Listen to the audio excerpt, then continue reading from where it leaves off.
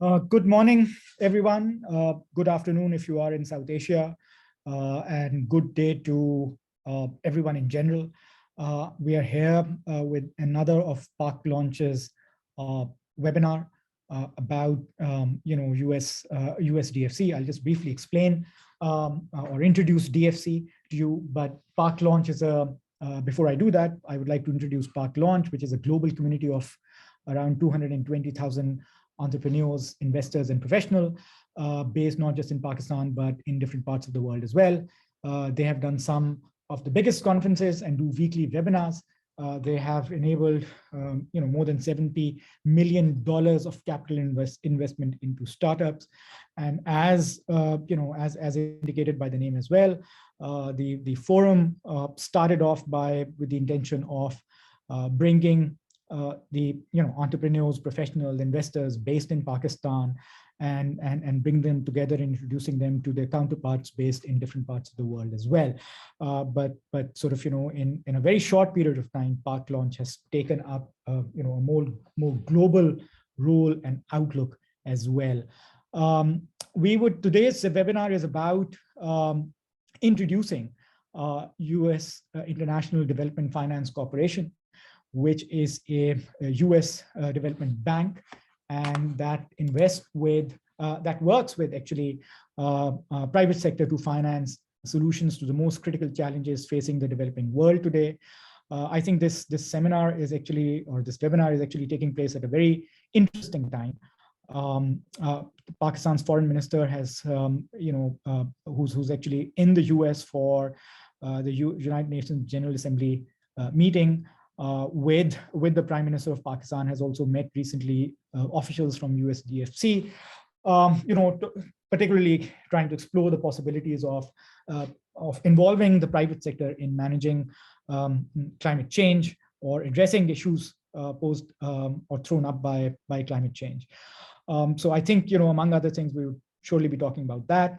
But before we start our proceedings, I would like to introduce our guests, who both work with US DFC. We are joined in by Mr. Ajay Rao, who is an experienced impact investor in emerging and frontier markets, specializing in healthcare, agribusiness, and financial institutions.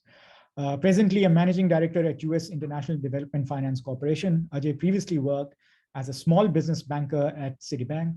Prior to a career in finance, Ajay worked in business development at Crown Agents, an international development consulting firm, focusing on public financial management and health supply chain solutions. Ajay holds a master's degree in international relations from the University of Chicago and a bachelor's degree from Bowdoin College. Ajay is also an alumni of Core Scholars Program, which provides training to young professionals in conflict resolution and peace building. Ajay, I hope I have actually pronounced the name of the Scholars Program correctly. Is it Cox or Co? It's a French word. And okay. Yeah, the undergraduate is Bowdoin. Yeah. So we are also joined in by Yasser Toor, Mr. Yasser Toor, who's the head of food security investment at US International Development Finance Corporation. He's also a senior advisor at Solon Capital Partners, a West Africa focused investment manager that is pioneering a new approach to economic development and poverty reduction. He was previously an advisor on Tony Blair Africa Governance Initiative, where he advised the government of Sierra Leone on catalyzing foreign direct investment, promoting private enterprise, and growing core industries. He has a Bachelor of Arts, Economics, and Computer Science from Dartmouth College. My name is Fahad Ali. Maybe I should have actually introduced myself first, but I'm an assistant professor of economics at Information Technology University in Lahore.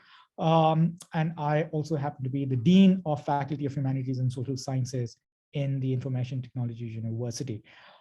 So without further ado, I would like to hand over the mic to Ajay, to you, so that you can introduce the work that DFC is doing globally and particularly in South Asia. Over to you, Ajay. Good morning and good evening to everyone. We are so thankful for Park Launch for hosting this event. We're really looking out there for a new pipeline of transactions. And thank you, Fahad, for hosting us here and acting as our moderator.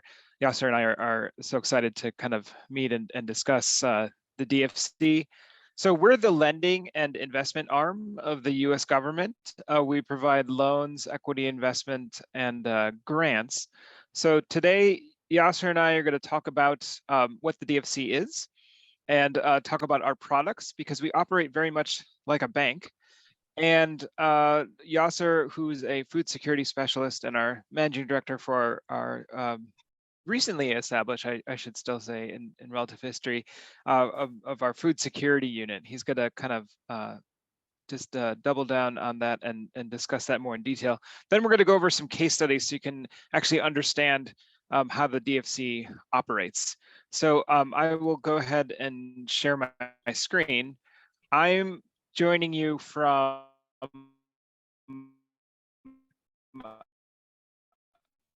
Mumbai. As a regional managing director for South Asia, and moved here 2 years ago, from Washington. This is part of an effort of DFC expanding its overseas offices, and we'd like to do more here in the region. So I'll go ahead and share my screen. Hopefully that's coming up. I'll just put it in the presentation mode. There we go. Okay. So DFC was previously called OPIC, Overseas Private Investment Corporation.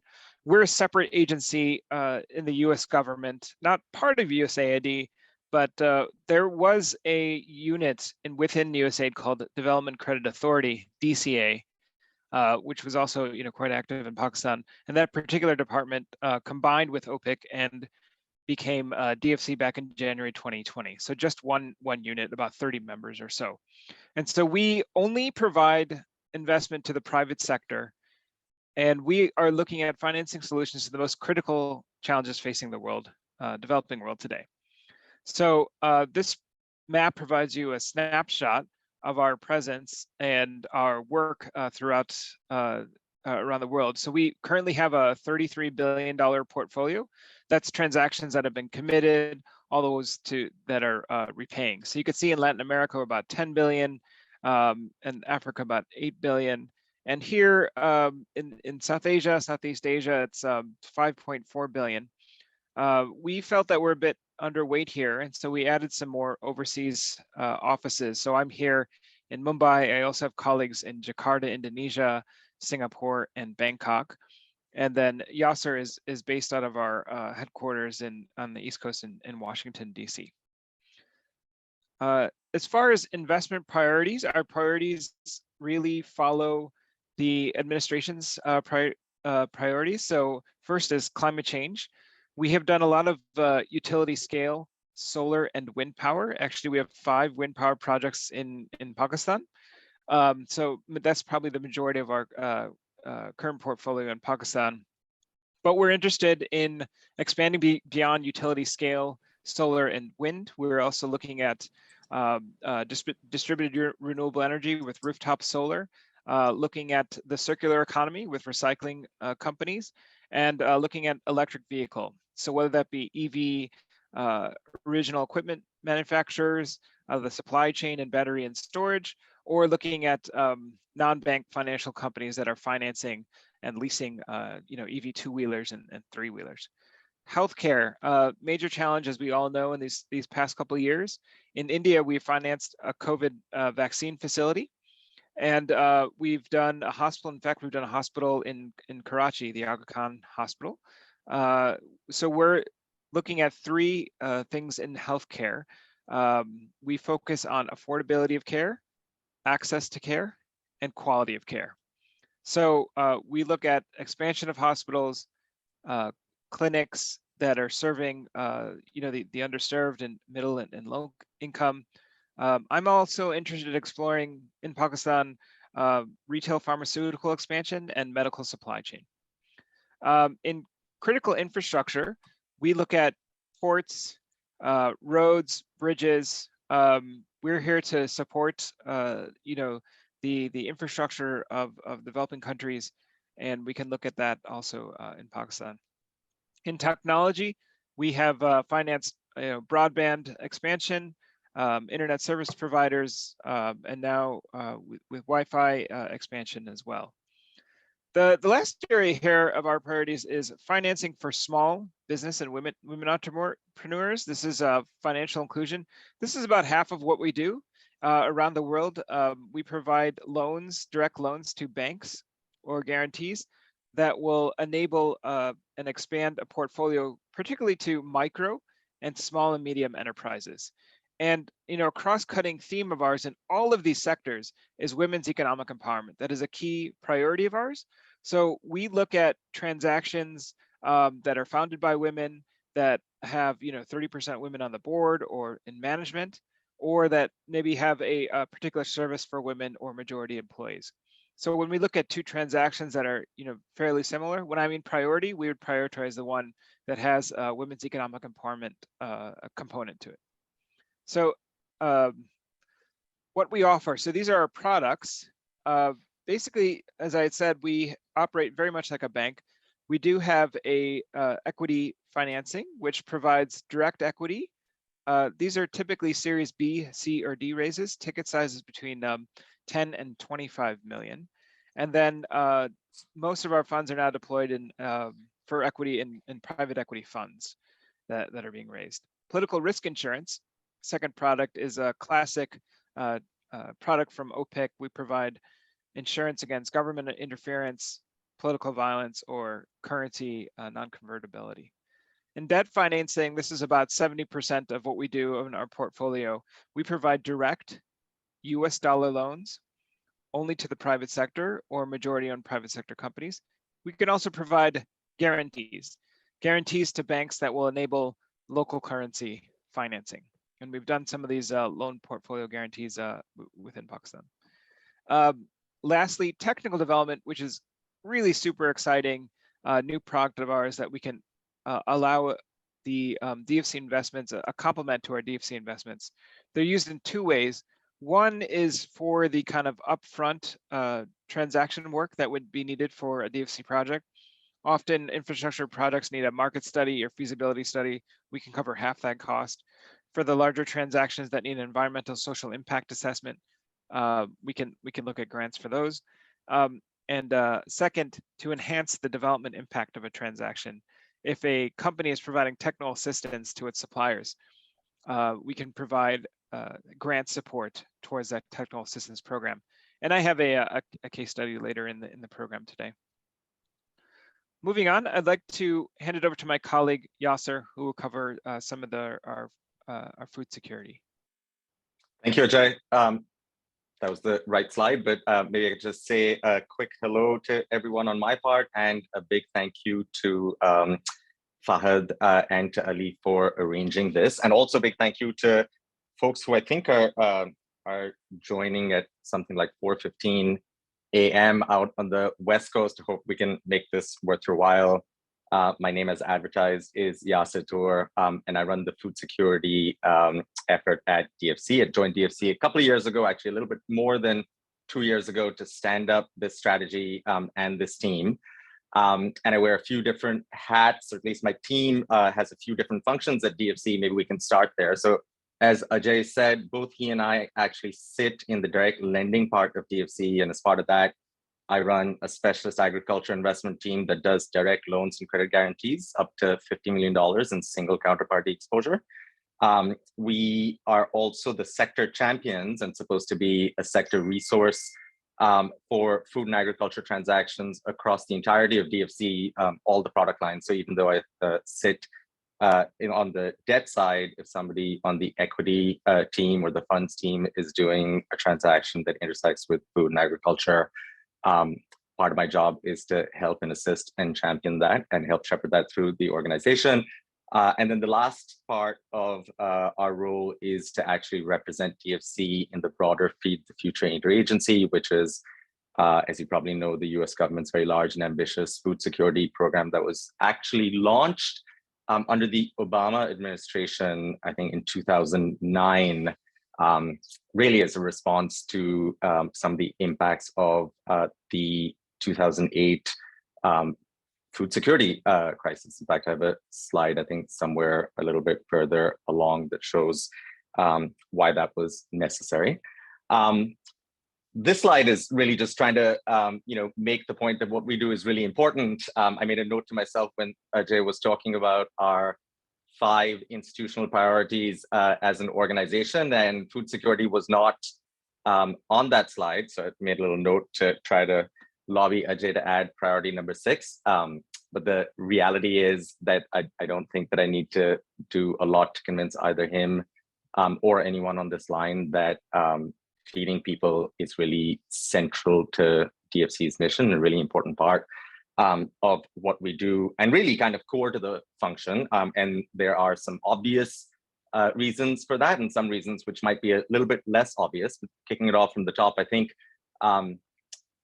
it is not going to be, I think, controversial if I say that food, along with water and air, are the most fundamental and basic of human rights. It is, a great tragedy that it's 2022. We're building rockets to Mars, and we have self-driving cars, and yet more than 10% of the people in the world today, and we're talking about almost 1 billion people, don't know where their next meal is going to come from and don't have access to a healthy diet. We still have hundreds of millions of children across the world who face acute malnutrition, and that has very real and long-lasting impacts, not just on them, but on their societies. And that's kind of, I think, the second thing that I'd love for you to, reflect on this slide, but a little bit more generally, which is we as a world, as a society, and as an investment organization, focus a lot of time and energy and capital on healthcare. And the reality is that in many cases, we are treating the symptom and not the cause, because a lack of food and adequate nutrition, especially in the early years, results in chronic disease and a lot of healthcare cost, as well as a decline in labor productivity for societies, which would be better handled by focusing on making sure that people have a healthy diet, and especially children get the nutrition that they require.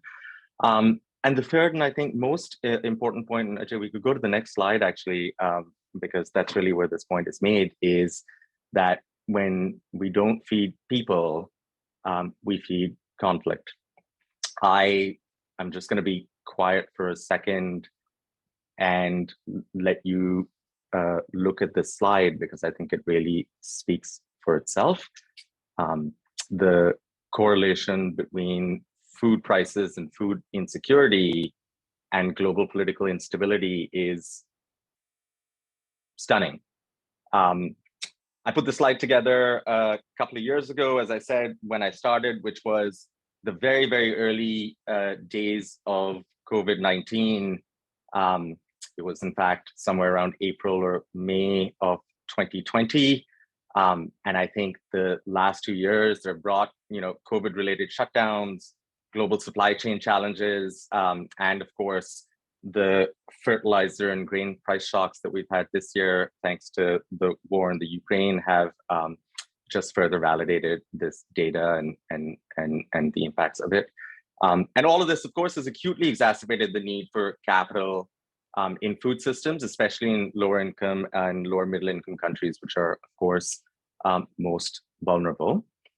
I guess we could probably go on, maybe Ajay, to the next slide, please, where we start to actually talk about what we do as an institution and how we sort of focus our thinking and our efforts in this very broad area of kind of food and agriculture, which of course encompasses everything from agri inputs through to primary production, ag-related infrastructure, including irrigation, mechanization, processing, and even I would say logistics and packaging and everything that gets the product to the retail shelf where a consumer can buy it. So very, very broad area. How do we kind of sharpen our strategy and our efforts in this? And the way we do that is by focusing really kind of on what's on this page.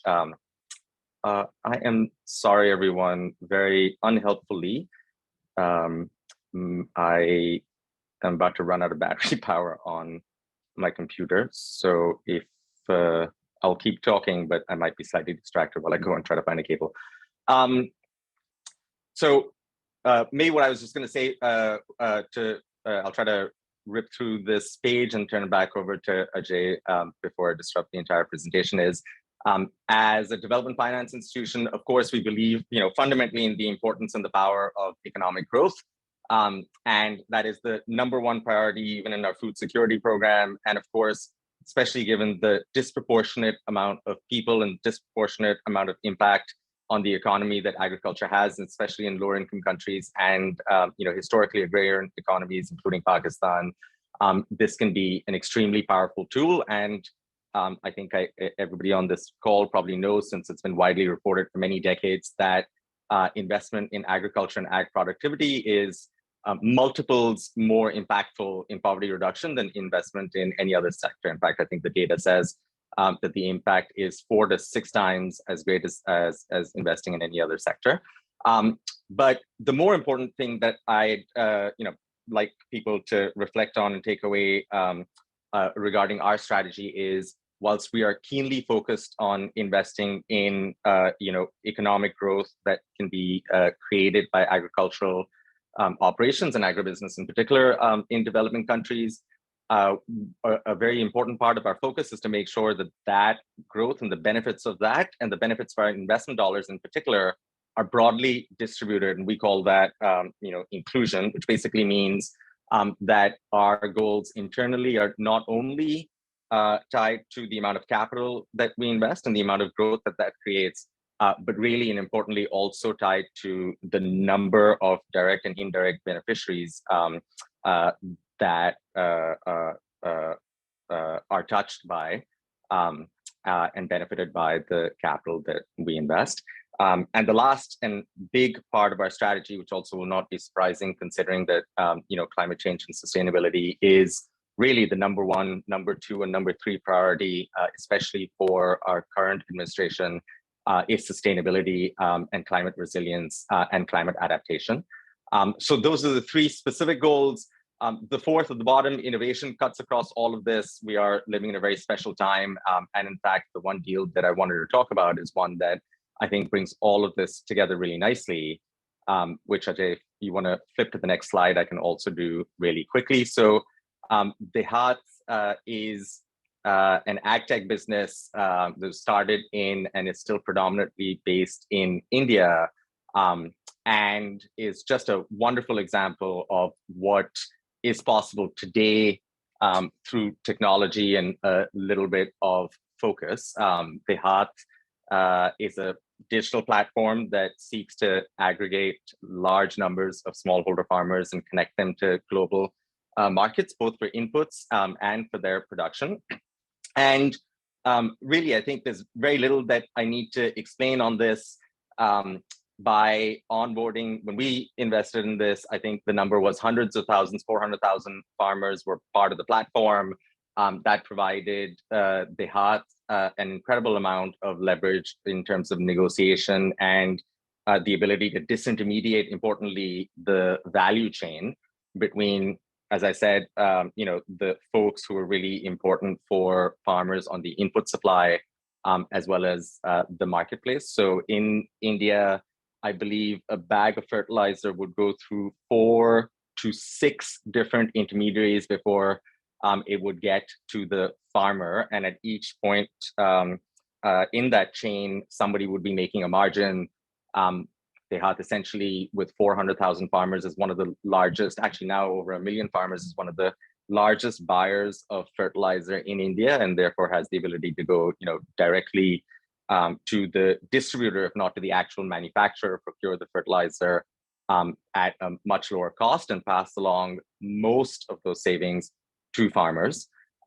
In addition, the one other thing that I haven't mentioned is the really unique way in which Dehat actually acquires its customers, who in this case are farmers, which is through the provision of free growing advice, which is the other great need that farmers have, which often goes untalked about now actually more than ever before, we are beginning to have a broader awareness of this. It is in the news since we are having new types of, with climate change, new types of pest and disease challenges. If you are a farmer in rural India or in rural Pakistan or anywhere really where you are not in the direct flow of information, and you are carrying on a trade that your family often has been in for hundreds of years, you are familiar with the environment that you have been raised in, but all of a sudden, everything from the weather patterns to the pests and disease that they bring are changing. You're encountering forms of, fungal and viral disease on your plants that you've never seen before. Who do you go to figure out how to combat this, whether that's through an agrochemical or through a different growing practice?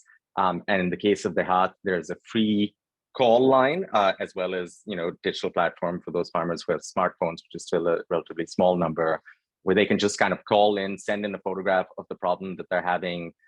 They will get to speak to a live person who will form the initial relationship with the farmer, explain what it is that can help the farmer. And in the case where it is, an agrochemical or an input, can offer, there is no obligation, but there is an offer for something that could help the farmer. And if the farmer decides to take that up, that is a really great way for them to join this community. So last thing to say, of course, is on the marketplace side, where instead of having to sell their produce and only really understand what the price is once they get to the mandi, which may in cases be 30 or 40 miles away. And at that point, the farmer really is a price taker, because once you travel 40 miles with your grain, you can't really turn around and go all the way back to your village. In the case of Dehat, they get active price discovery on a daily basis, and they can plan actually all the way to when they want to harvest their crops and take them out of the ground to ensure that they get the best price. So Ajay, maybe I can turn it back to you on that while I go and plug my computer in. Thanks, Yasser. That was fantastic. If you could just take 30 seconds to a minute to explain the structure and why it was a local currency loan guarantee. So we can explain that. Of course. Really good point. Something that we should talk about. I think people will be keenly interested. So we are, of course, a U.S. government agency. We transact almost exclusively in US dollars, although as DFC recently, we are pioneering some tools to be able to, transact, and we have actually done transactions in other currencies, but hard and liquid currencies like the euro and the pound. What it is very difficult for us to do, although there is an aspiration and actually statutorily, I think, permission now to do it, is true local currency financing in developing countries. And the challenge with that, of course, is that either the borrower or the lender, somebody needs to, hedge that currency. In the case of the Indian rupee, you may actually be able to procure a hedge. In the case of the Pak rupee, or in Mozambique or in large parts of sub-Saharan Africa, actually getting a hedge is uneconomical. There are one or two institutions in the world who make a market in those sorts of swaps. But essentially, it raises the price even higher than what it would be if you were to just go to a local financial institution and borrow in the double digits of interest rates. But we have pioneered a product where, in order to be able to service borrowers who have two concurrent needs, I think I would say one is a need for local currency. The other is an important part of and reason for this product is we also are not a commercial bank. We don't have the sort of back office and systems to be able to provide the sort of true revolving working capital credit that businesses, especially businesses that are, seasonal, like a lot of ag businesses need, right? Where you borrow one day, you need to pay that, maybe you need to pay that back 3 months later, maybe you need to borrow again like 2 months after that and pay that back a couple of months later. That is not something that we are set up to do. And for both of those reasons, we have a product where we underwrite the borrower ourselves, meaning we underwrite and seek to understand all of the risks that the company faces so as to be able to price the credit. But then we bring in a third party into the transaction, which is a local bank DFC provides 100% guarantee to the local bank. In this case, it was HSBC India. So HSBC India takes none of the credit risk. DFC takes all of the credit risk. But as a consequence, because they are essentially carrying no credit risk, the deal with the local bank is that the interest rate that they will charge will be as close to their marginal cost of lending as possible. All of which means that the borrower in this case gets local currency and gets it from their local, maybe not neighborhood, but certainly national or regional bank, which also fulfills a very important third part of what we seek to do as an institution, which is actually build credit history and on-ramp for what are usually and often early stage businesses or businesses that are otherwise regarded as too risky for local financial institutions. And this is a way for banks like HSBC to get familiarity with the institution. So the hope is that at the end of our guarantee transaction, HSBC will have 5 years of history with this company. It will be much larger. They will just naturally be an HSBC client. Thanks, Yasser. That was perfect. And thank you so much for that double down on food security. I'm going to take us through a couple of quick case studies so you understand other transactions that we've done. So just to take us out of the region, in the country of Georgia, we provided a $50 million loan for the development, construction, and operation of a multifunctional terminal in the port of Poti on the Black Sea. So in this company, Pace Terminals had already been operating about eight bulk terminals for bulk cargo, and they purchased a piece of adjacent land. So they were leasing, these 8 terminals. But we're looking at expanding their business and owning their own port, a part of the port. So they had purchased a piece of adjacent land and looking to develop, construct a multifunctional terminal for container traffic, roll-on, roll-off traffic, and project cargo. It was a $100 million cost of project. DFC provided a long-term $50 million loan. So by long-term, we mean 15 years. And we provided an adequate moratorium or grace period to allow them the time to develop, construct the terminal until cash flows were started coming in the business, and then the company starts to pay off principal. So this is leading to project and cargo turnover increasing to 2.5 million tons. A transaction that we've done in Pakistan, in Karachi, was to expand the Aga Khan Hospital. So we provided a $30 million loan that is building a new ambulatory care building, neonatal unit, medical, and pediatric intensive care unit. So these are long-term loans that we are providing. It's in US dollar direct loan.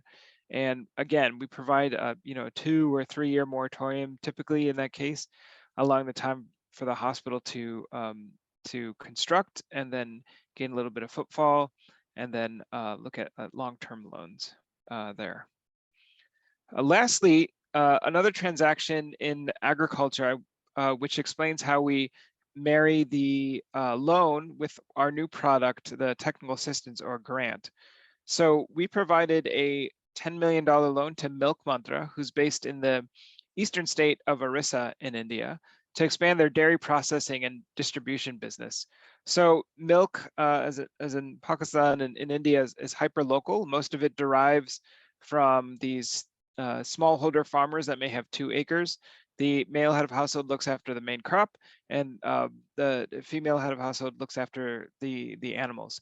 And so a lot of the supply chain derives, from women that are looking after the 2 buffalo or maybe the 2 cows. And so this company had used a new technology from Stell Labs to basically test the quality of the milk at the farm side. So the farmers can pour their milk, the milk would be tested for quality, and they would pour them then into these bulk milk chillers and automated milk chillers. So we provided a $10 million loan to expand this near farm infrastructure, and then the milk would be transported to the manufacturing site, where we also helped support the company to build another yogurt line. So they have multiple products. In addition to drinking milk, they have lassi, buttermilk, dahi, and some local desserts as well.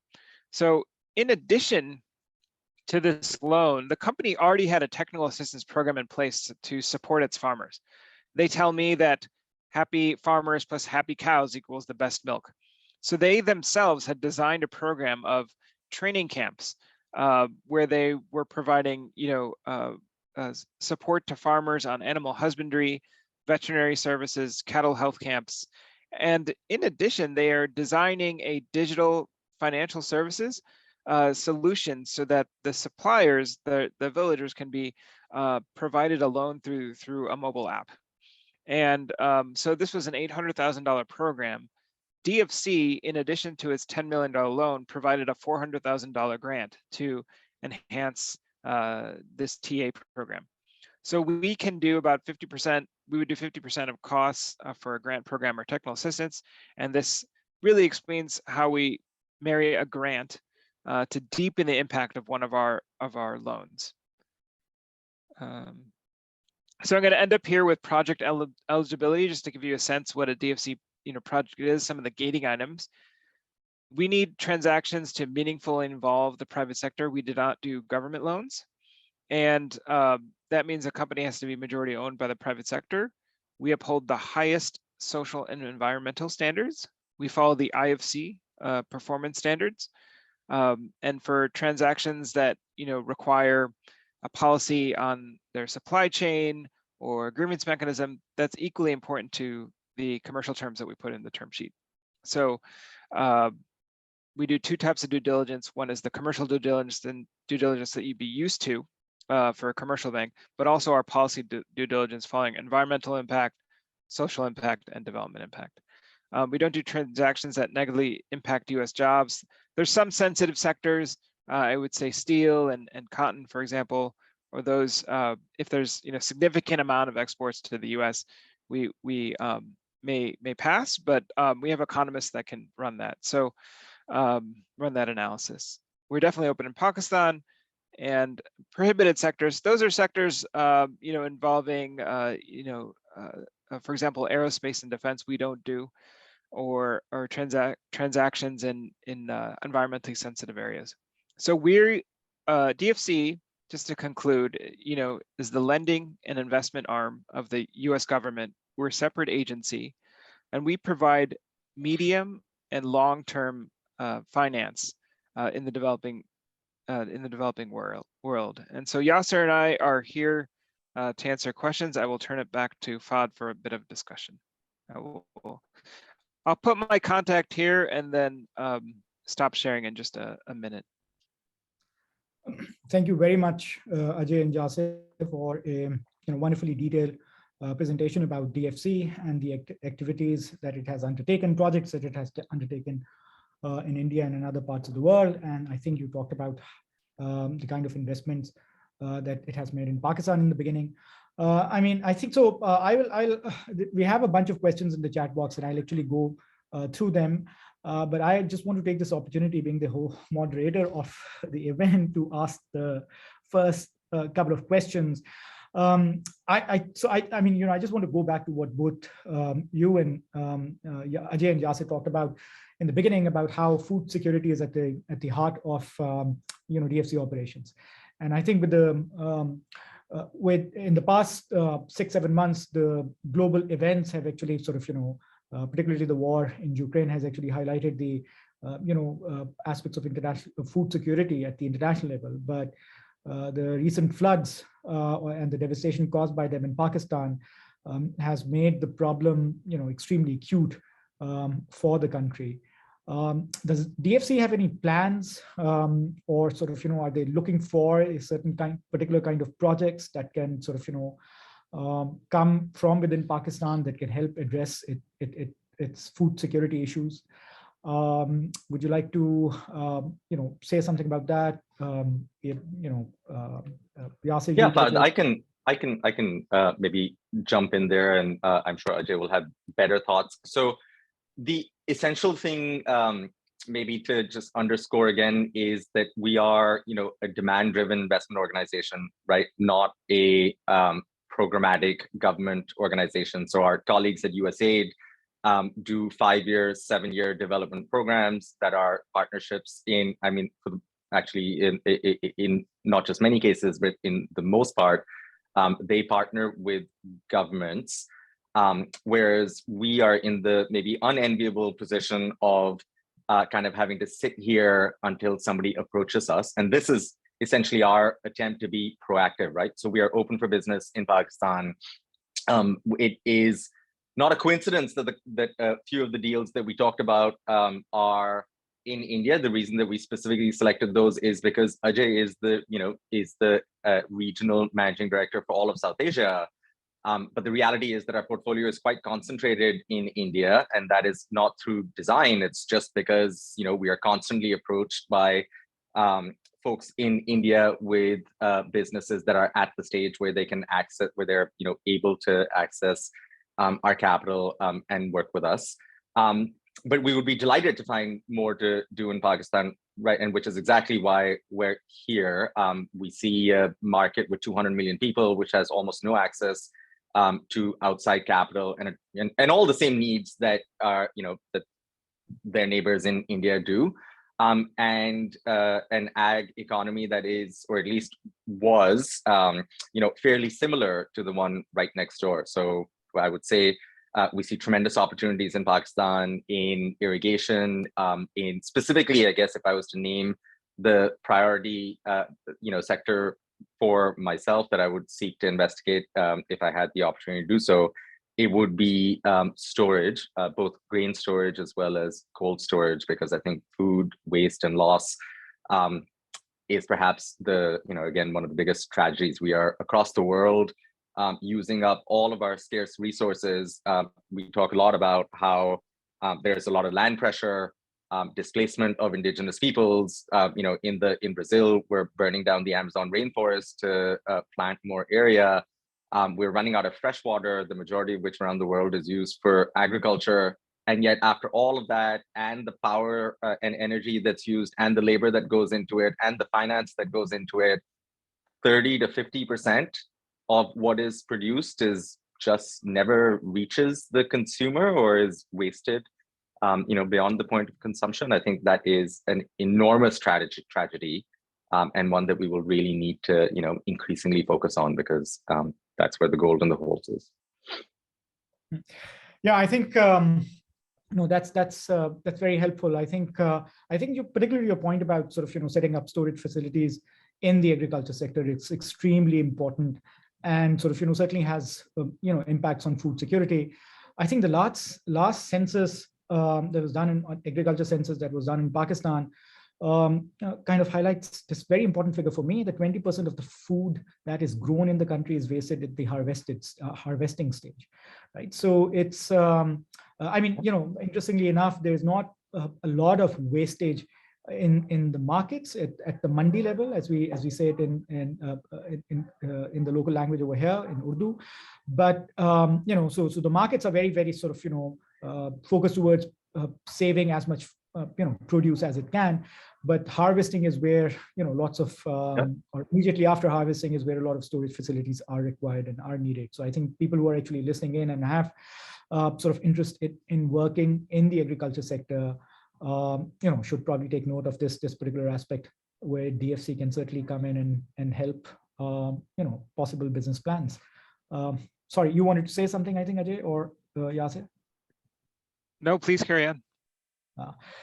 Okay, so I think the other thing that so one last question from my end, and I think that's well, actually two, one minor and then sort of I think you when you were responding to my first question, you talked about how you partner with your sister agency USAID. If you could quickly talk about, any one of you talk about the difference between DFC and USAID. This is one of the questions thrown in the chat box as well.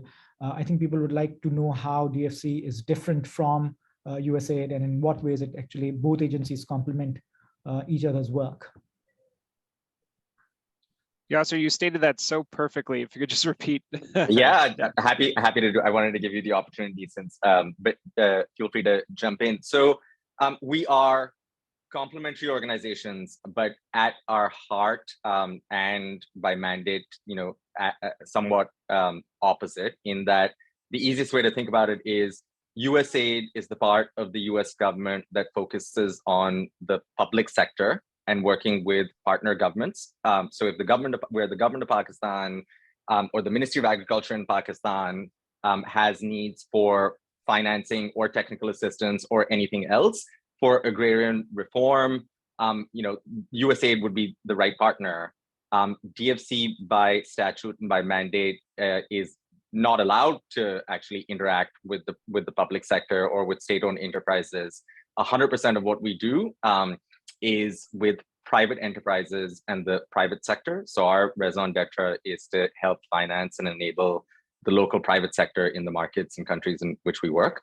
But of course, you can see that there are synergies, right? Because policy matters, which are fundamental to the success of the private sector. And in agriculture, the policy matters are very real and go all the way down to getting improved seeds approved for sale in the country requires interaction with the ministry.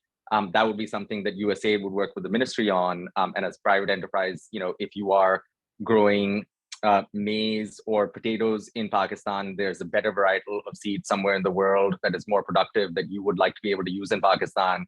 DFC is not the people that you would come to, right? Probably USAID are the folks who you would seek to go to have that conversation.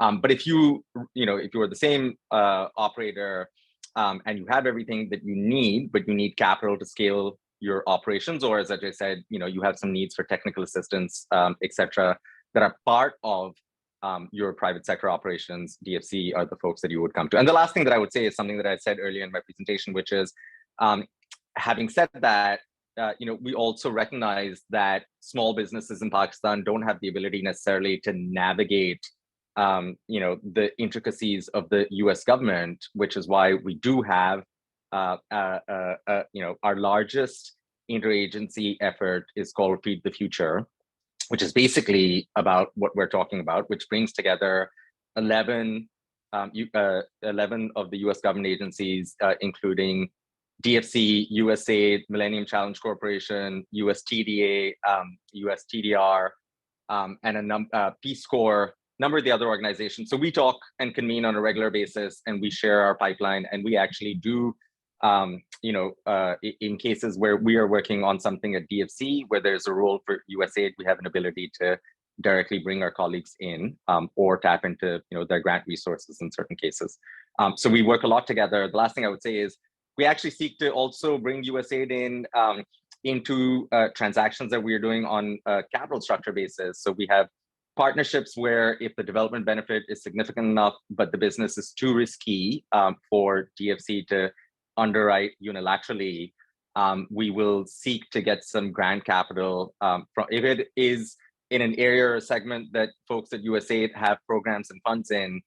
We have at times been able to bring in some grant capital from USAID to fund kind of a first loss tranche or a junior capital tranche to allow DFC to participate. And that can be really quite powerful because $1 from USAID can sometimes catalyze $9 more from USAID. I mean, that's the sort of leverage that we've been talking about. Interesting. Yeah, very good. Great. Sorry, Ajay, would you like to add something? No, I see a lot of interesting questions in the chat that we want to get to, and I have about 9 minutes until I have to drop. Yeah. So please. Okay, so I think people want to, there's something really specific. People want to know if there is a particular investment portfolio that you have in mind or DFC has in mind for Pakistan. Do you accept application on rolling basis, or is, are the applications accepted at certain times during the year? I think people also want to find out if you work directly with the companies or do you work with, local delivery partners. I think people are interested to know about the mechanics of that. So I think if you can address those, and then maybe we can address Sure. Yeah, so the best way to work with DFC, before we accept applications at all points, but it's best to talk about your transaction with an officer first. So, if it's food security specific, Yasser, any other Sectors with myself. And the best way to approach us is by actually sending us your information memorandum, your project proposal that goes over, who you are, who the company is, the management, and then what the need is, and then the transaction itself, putting together a sources and uses table so we can understand, the transaction. And I have, templates and guidance for all these. We need to see the business plan first. And so talk about that first. And there's not any, specific time. You can approach us at any point throughout the year. As far as, partners, often companies will use a financial advisor. It's not required, but for those that may know the DFC process, and we don't have any, outstanding, we as a government can't really recommend any one advisor.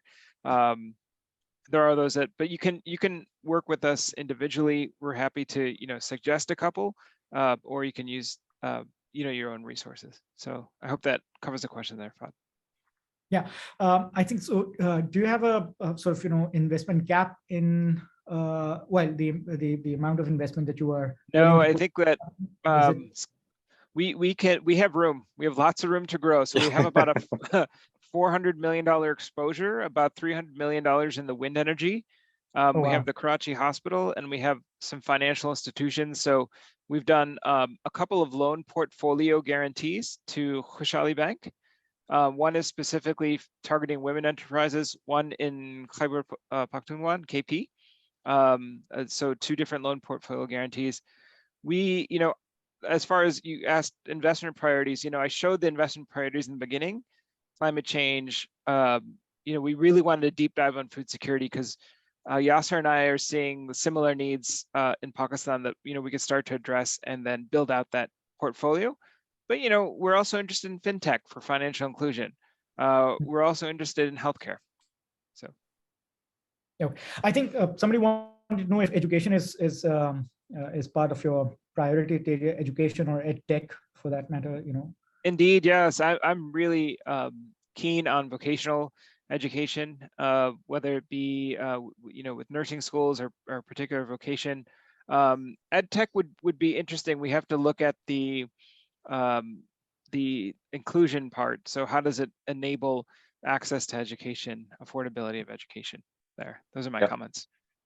And I would just maybe add a sentence, which is that private education is a controversial area, and I think most DFIs are actually today not investors in private education. We are one of the few bilateral DFIs, I would say, that is still keenly interested in this. So please do reach out to us. Okay, I think if I were to summarize the key takeaway from this conversation today is that if you have a business plan and you're looking for somebody to, you're looking for support in investment and finances, send your proposal to DFC, and and they have already sort of shared the areas of interest or the areas that they are interested in investing. The rest depends on how effective a business proposal or plan you have. Sky seems to be the limit, but I think the earlier you can send your proposal, the better it is.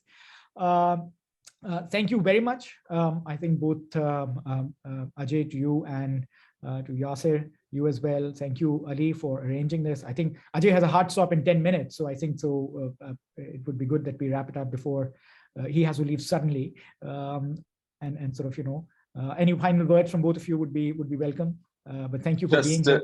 Yeah, from my part, before I turn it over to Ajay, Fahad, just a huge thank you to you and Ali. Like you said, we don't get too many opportunities to speak to entrepreneurs or potential entrepreneurs or partners in Pakistan, and we would both be delighted to grow our portfolio in Pakistan if it's possible. So the only last thing I would say is everything that I just said is exactly right on, but the most helpful thing I could say is just, please see the way to be successful with DFC, just like with any other DFI, is to make it easy for us, right? We get thousands of applications every year, far more than we can process. If you can provide us, a complete set of information and summarize it in a way that it's obvious as to why we should, invest our scarce time and resources on your project versus the other 999, that would be terrific. And those things are, fairly obvious, and not least of which is the development impact that will be engendered by them.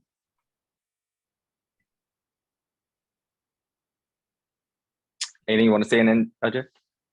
Yes, thank you all. Just to say that we're really keen to expand the portfolio into operating companies. We would start when the company is about $1 million equivalent in revenues, or $1 million in assets. So we could start with growth stage companies, so not necessarily startups, but we're there for growth stage capital. We could do transactions, I would say, starting from 5 million all the way up to 500 million. So the leverage is important. Your experience is important, and we really look forward to hearing from you on expanding our portfolio. So thank you, Pack Launch. Thank you, Fahd, and thank you, Ali. Thank you, everyone. Thank you. Thank you very much. Bye-bye. Bye-bye.